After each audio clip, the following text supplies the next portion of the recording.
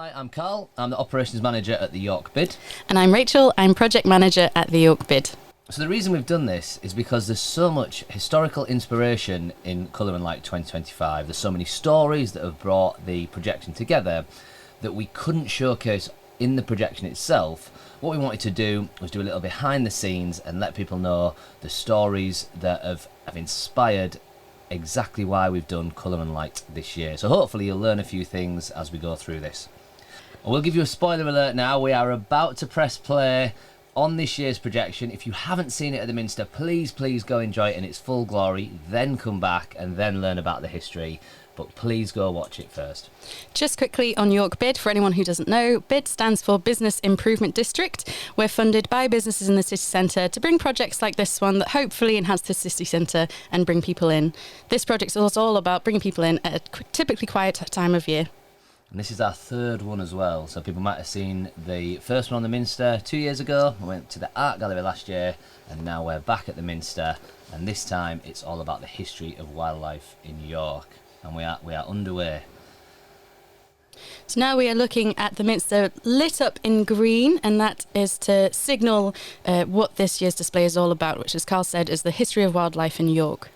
And I think the Minster is such a cool canvas that even just seeing these kind of particles on the Minster is enough. It's incredible. I could look at the Minster for 10 minutes just in white light.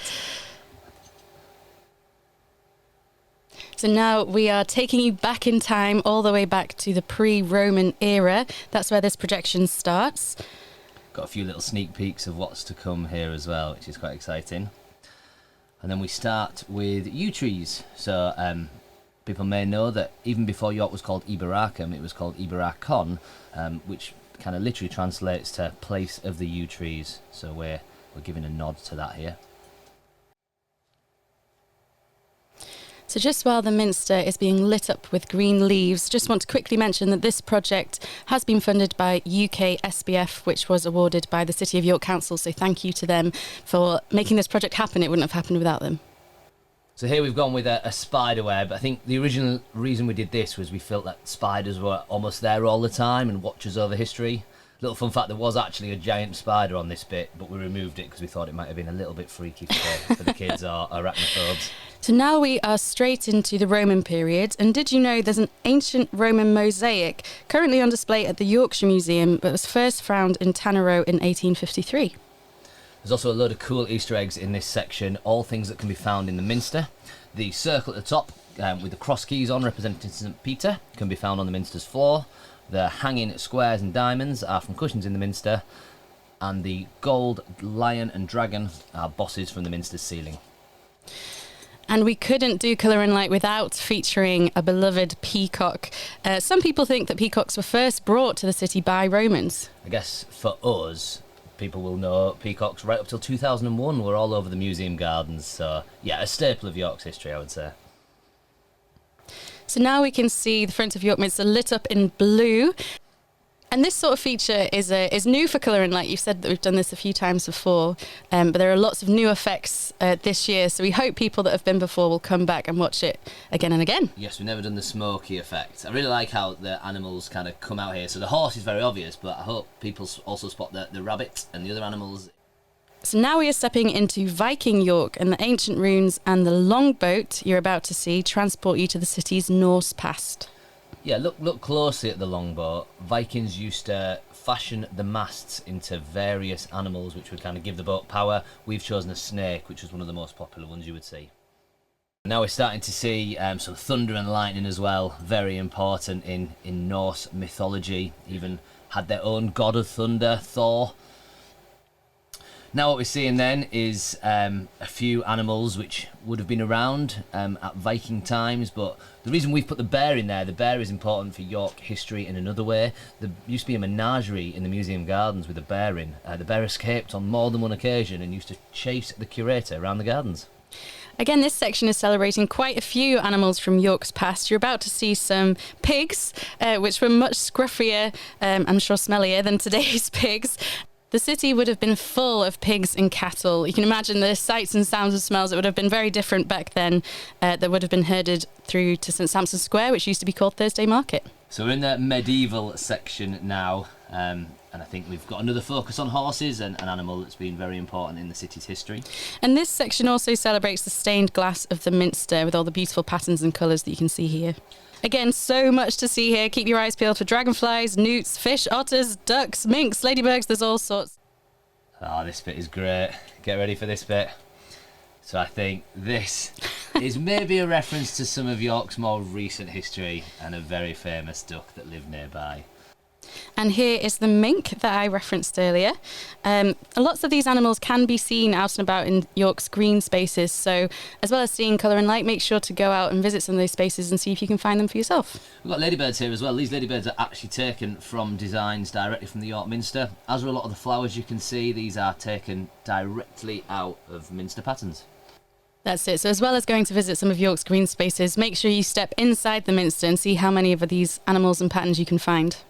So the dragons, these do actually appear in the stained glass. Dragons appear a lot inside the Minster. The stone dragons, wood dragons, glass dragons. I think that's because dragons were often representing the devil or demons within the kind of Christian faith.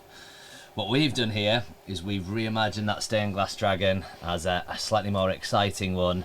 And this is a little bit of a nod to very, very recent history. People will be aware that York is a UNESCO City of Media Arts, one of only 26 in the world. And we actually have a company called Viridian Effects that are based in the city who did a lot of the creative for the House of the Dragon series that's on HBO at the moment.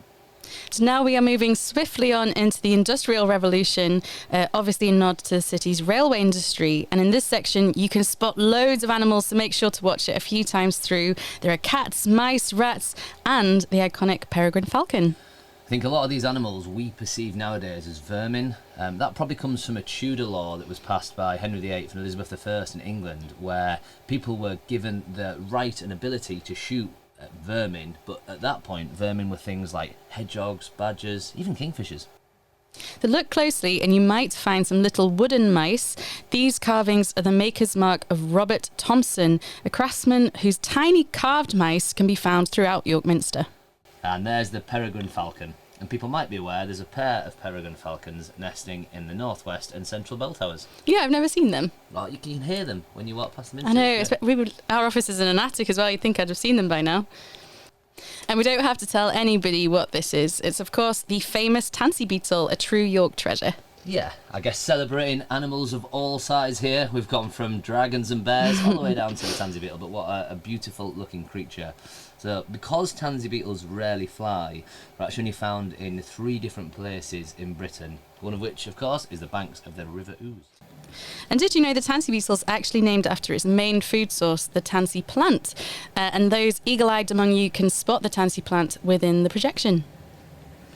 From one Yorkshire treasure to another here. I love that scene, by the way, how all those... I know, it's beautiful. Those kind of greenery spring to life. But hopefully what people are seeing now is the Yorkshire rose blooming all over the Minster.